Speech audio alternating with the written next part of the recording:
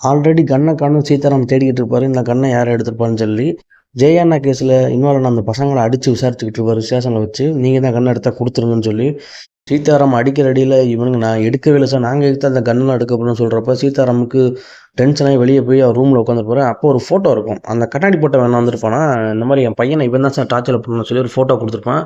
நம்ம சீதாராம் அங்கே ஒரு ஏட்டை கூப்பிட்டு இந்த பையன் யாருன்னு சொல்லி நீ விசாரிங்க, இந்த மாதிரி அந்த பையன் கம்ப்ளைண்ட் கொடுத்து போயிருக்கான்னு சொல்கிறப்ப, அவர் அந்த ஃபோட்டோ எடுத்துகிட்டு போய் பார்க்குறப்ப, அவரோட நோட்டீஸ் போர்டு இருக்கும் பார்த்துக்கிறீங்களா, அந்த ஃபோட்டோ இந்த ஃபோட்டோ ஒரே மாதிரி இருக்கும். சார் இந்த பையன் ஆல்ரெடி மிஸ்ஸிங்னு சொல்லி ரிப்பன் ஸ்டேஷன்லேருந்து நம்ம கொடுத்துருந்தாங்க, அவனோட அம்மா வேணா வர சொல்லியிருக்கேன் சார்ன்னு சொல்லப்போ, சரி வர சொல்லுங்கன்னு சொல்லி பேசுவோன்னு சொல்லியிருப்பாரு சீதாராம். அந்த அம்மா வந்துடும். அந்த அம்மாட்ட சீதாராம் என்கொயரி பண்ணிகிட்டு இருக்காரு. அப்போ என் பையன் காணாம போய் 3 மாதம் ஆகுது சார், அந்த ஆள் ஒரு லூஸு, அவன் பொண்ணு இறந்து போயிடுச்சு, அதனால் யாரோட ஃபோட்டோ கிடச்சாலும் என் பொண்ணை டார்ச்சர் பண்ணுறாங்க, சுற்றிக்கிட்டு இருக்கான், என் பையன் என்ன ஆகுனான்னு சொல்கிறப்ப இருங்கம்மா நான் என்னென்னு கேட்டு சொல்கிறேன்னு சொல்லி அந்த அம்மாவை அனுப்பி விட்டுட்டு, அதுக்கப்புறமா சீதாராம் வந்து அந்த கண்ணாடி போட்ட ஆளை பற்றி விசாரிக்கணும்னு சொல்லி அவனோட பக்கத்து ஊர் ஸ்டேஷனுக்கு கிளம்பி போவார். அவனை பற்றி டீட்டெயிலாம் கேட்குறதுக்கு. அப்போ அங்கே உள்ள எஸ்ஐ என்ன சொல்லுவார்னா, அவன் ஒரு லூஸு சார், ஆல்ரெடி அவன் பொண்ணு சூசைட் பண்ணிக்கிச்சு, அவனோட ஒய்ஃபும் இறந்து போச்சு, அதனால் கொஞ்சம் மென்டலி டிஸ்டர்ப் ஆகிட்டான், அதனால தான் இப்படி சுற்றிக்கிட்டு இருக்கான், அதனால் ஸ்கூல்லேருந்து அவனை அனுப்பிட்டாங்க சார், அவனை பற்றின டீட்டெயில்ஸ் எல்லாம் இந்த ஃபைலில் இருக்குது, நீங்கள் பார்த்துக்கோங்கன்னு சொல்லி அந்த ஒரு ஃபைல் டீட்டெயில்ஸை அவர் சொல்லி கொடுத்துக்கிட்டு இருப்பார். சீதாராம் வந்து தனிப்பட்ட முறையில் அவனை விசாரிக்க ஆரம்பிப்பார். சீதாராம் பார்த்திங்கன்னா இப்போ தனிப்பட்ட முறையில் அவனை பற்றி விசாரிக்க ஆரம்பிப்பார். அந்த கண்ணாடி போட்டுருப்பான் பார்த்திங்கன்னா, அவனை பற்றி விசாரிக்க ஆரம்பிப்பார். அவன் வேலை பார்த்த இடம், அவனோட ஊர், அந்த ஆள் வந்து ஒரு சைக்கோ மாதிரி சார், அவன் வந்து ஒரு சைக்கோ மாதிரி பிஹேவ் பண்ணுவான், அவன் இங்கே வந்ததுலேருந்து ஒரு மாதிரியாக தான் இருப்பான்னு சொல்லிப்போ ஸ்டேஷனில் உள்ள எல்லாருமே என்ன சொல்லுவாங்க, சார் அந்த கண்ணாடி போட்ட வந்து நம்மளோட கன்னை எடுத்துகிட்டு போயிருக்கலாம்னு உங்களுக்கு டவுட்டாக இருக்குன்னு சொல்கிறப்ப சீதாராம் வந்து அவன் வீட்டுக்கு கிளம்புவார்.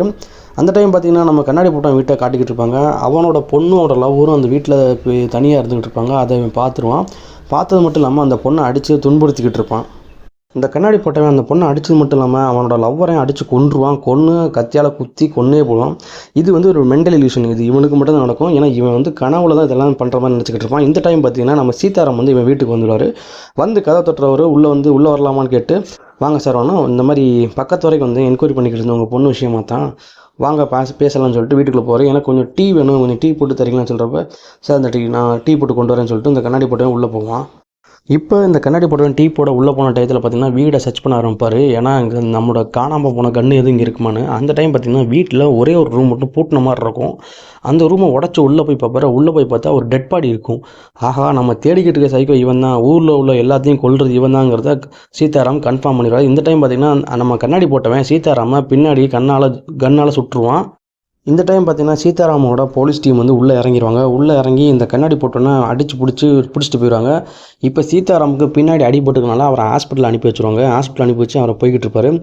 இப்போ மேலே இடத்துலேருந்து ஃபோன் வரும், அந்த சைக்கோவை கண்டுபிடிச்சதுக்கு ரொம்ப நன்றி, அவனை வந்து கோர்ட்டில் சரண்டர் பண்ணணும், அவனை ரெடி பண்ணி வச்சுக்கோங்கன்னு சொல்லி இந்த டைம் சீதாராம் வந்து அவனை அனுப்பிக்கிட்டு இருக்க டயத்தில் ஸ்டேஷனில் ஒரு எஸ்ஐயை பற்றி கேட்பார். அவர் எங்கன்னு, அவர் நேற்றுலேருந்து ஃபோன் பண்ணுறோம் சார், அவர் ஃபோனே எடுக்க மாட்டேங்கார் சார் அப்படின்னு சொல்லி சீதாராமுக்கு அவர் உள்ள ஆள் சொல்லுவார். சார் வசந்த் சார் ஃபோனே எடுக்கலை, ட்ரை பண்ணிகிட்டே இருக்குன்னு சொல்கிறப்ப இங்கே பார்த்தீங்கன்னா அந்த வசந்த் சாரை அந்த சைக்கோ அடித்து கொன்று அதே பேட்டர்னில் கொன்னுக்கிட்டு இருப்பான். இப்போ கொன்னதுக்கப்புறம் போலீஸ்காரங்க வந்து அந்த பாடியை எடுத்துகிட்டு சீதாராம் வந்து ஒரு கன்ஃபியூஷன் இருப்பார். கண்ணாடி போட்டவன் சைக்கோலாம் இந்த கொலை பண்ணுறது யார், இதே மாதிரி ஏன் கொலை பண்ணிக்கிட்டே இருக்கான், அவன் ஏன் எல்லா ஆண்களையும் கொலை பண்ணுறான்னு சொல்லி கன்ஃபியூஷன் இருப்பார். இப்போ நம்ம ஹையர் ஆஃபீஸரும் வந்துடுவார். இந்த கேஸ் நமக்கு இன்னும் டிஃபிகல்ட்டாக இருக்குது, எப்படியா முடிங்கன்னு சொல்லிட்டு போயிடுவார்.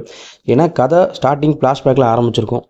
சீதாராம் பார்த்திங்கன்னா இப்போ என்ன பண்ணலாம், அந்த கேஸை எப்படி கொண்டு போகலாம்னு யோசிச்சுக்கிட்டு இருப்பார். அந்த டைம் பார்த்திங்கன்னா அந்த இறந்து போன எஸ்ஐயோட வீட்டிலேருந்து அவரோட மனைவியும் அவரோட பொண்ணு வந்திருப்பாங்க. அவன் மனைவி அவங்ககிட்ட வந்து அவரோட திங்ஸு, அவரோட ட்ரெஸ் எல்லாமே கொடுத்துக்கிட்டு இருக்கிறதுல அப்போ ஒரு ரிசிப்ட் ஒன்று கீழே விழுவும். அது என்ன ரிசிப்ட்னு பார்த்திங்கன்னா ஒரு மியூசிக் ஸ்கூலோட பேமெண்ட் ரிசிப்ட்டு. இப்போ அந்த பொண்ணோட அம்மா என்ன சொல்லுவாங்கன்னா, அவருக்கு மியூசிக்கே பிடிக்காது சார், அவருக்கு மியூசிக்னால விருப்பம் இருக்கான்னு சொல்கிறப்ப தான் சீதாராமுக்கு ஒரு டவுட் வருது. ஏன்னா இறந்து போனவங்க எல்லா வீட்டிலுமே ஒரு பெண் பிள்ளைகள் இருப்பாங்க. அவங்க எல்லாருமே இந்த மியூசிக் ஸ்கூலில் தான் மியூசிக் படிச்சுக்கிட்டு இருந்திருப்பாங்க. ஸோ இந்த ஸ்கூலில் படித்த அந்த பொண்ணுங்களோட அப்பாக்கள் மட்டும்தான் இறந்துருப்பாங்க. அப்போ சீதாராமுக்கு ஒரு டவுட் வரும். ஸோ அந்த ரிசிப்ட் எடுத்துகிட்டு நேராக மியூசிக் ஸ்கூலுக்கு போய் அங்கே உள்ள ரெக்கார்டை எடுத்து யார் இவங்க எல்லாம் செக் பண்ணிகிட்டு இருப்பார். சீதாராம் மியூசிக் ஸ்கூலுக்கு போய் அங்கே உள்ள என்கொயரி ஆரம்பிப்பார். இந்த பொண்ணுங்கள்லாம் எங்கே படிக்கிறாங்க, இவங்களாம் என்னோடய பேஜ் தான், இந்த மாதிரி வீக்கெண்ட் பேஜ் அப்படின்னு சொல்கிறப்ப அந்த டீட்டெயில்ஸ்லாம் வேணும்னு சொல்லி அந்த டீட்டெயில்ஸ்லாம் கலெக்ட் பண்ணிக்கிட்டு மறுபடியும் என்கொயரி ஆரம்பிப்பார்.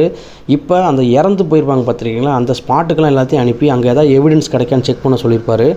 சீதாராமோட டீம் அங்கே போய் எவிடன்ஸை கலெக்ட் பண்ண பார்ப்பாங்க. பட் எந்த எவிடன்ஸும் கிடைக்காது. பட் சீதாராம் என்ன செய்வார்னா ஒவ்வொரு வீட்டுக்காக போய் என்கொயரி பண்ணிக்கிட்டு இருப்பார். அப்போ அவருக்கு ஒரு விஷயம் ஸ்ட்ரைக் ஆகும். ஒரு வீணை. அந்த வீணை வந்து அவர் எங்கேயோ பார்த்த மாதிரி இருக்கும். இப்போ அந்த இறந்து போனவங்களோட எல்லா வீட்லேயுமே இந்த வீணை இருக்கும். ஸோ அந்த வீணை எப்படி கிடச்சிதுன்னு சொல்லி என்கொயரி ஆரம்பிப்பாங்க மறுபடியும்.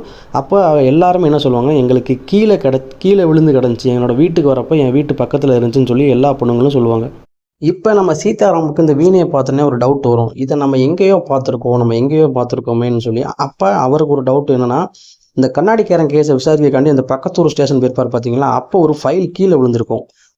அந்த கீழே விழுந்த ஃபைலில் பார்த்தீங்கன்னா இதே மாதிரி ஒரு வீணை ஃபோட்டோ இருக்கும். அதை தான் அவருக்கு ஸ்ட்ரைக் ஆகிருக்கும். ஏன்னா இந்த கண்ணாடிக்காரன ஒய்ஃப் இறந்த அந்த வருஷமும் அந்த ஃபைலும் ஒரே மாதிரி இருக்கும். ஸோ அந்த வருஷத்தில் உள்ள எல்லா ஃபைலும் என்கொயரி பண்ணுறப்ப இப்போ கொலை நடக்கிற மாதிரி அதே மாதிரி ஒரு கொலை அந்த ஊரில் நடந்திருக்கும், அதே பேட்டர்னில் நடந்திருக்கும். ஆக மொத்தம் இப்போ அந்த சைக்கோ வந்து இந்த கொலை பண்ணவனாக தான் இருக்கணும்னு சொல்லி இப்போ இந்த கேஸை அந்த டயத்தில் விசாரித்த அந்த எஸ்ஐயை தேடி போவார் நம்ம சீதாராம். அந்த எஸ்ஐயை தேடி போய் இந்த கேஸை எப்படி நீங்கள் ஹேண்டில் பண்ணீங்கன்னு கேட்டுக்கிட்டு இருப்பார். இப்போ அந்த கேஸை பற்றின டீட்டெயிலாக அந்த எஸ்ஐ சொல்லிக்கிட்டு இருப்பார். அப்போ அவர் அந்த ஊரில் வந்து ஒரு பையன் இருந்தால் மாஞ்சான்னு. அந்த மாஞ்சாங்கிற பையனும் அந்த ஊரோட பெரிய கவுடாங்கிறோட பொண்ணும் லவ் பண்ணிக்கிருந்தாங்க. லவ் பண்ணி ஊர் சுற்றிக்கிட்டு இருக்க டயத்தில் பார்த்திங்கன்னா அந்த ஊரில் உள்ள ஒரு வயசானவனா அர்ஜுனன் வந்து இவங்க லவ் பண்ணுறதை பார்த்துட்டு அந்த பொண்ணோட வீட்டில் சொல்லி கொடுத்துட்டான். இதனால் அவங்க 2 பேத்துக்கும் பெரிய பிரச்சனை ஆகி மாஞ்சாவை ஒரு போலி கேஸ் போட்டு உள்ளே தள்ளிட்டாங்க. ஒரு போலியான ஒரு கேஸை போட்டு அவனை உள்ளே தள்ளிட்டாங்க. மாஞ்சா மேலே போட்ட கேஸ் என்னென்னா, கவுடாவோட வேலைக்காரியை கெடுத்துட்டான்னு சொல்லி ஒரு கேஸை போட்டு தான் உள்ளே தள்ளியிருப்பாங்க.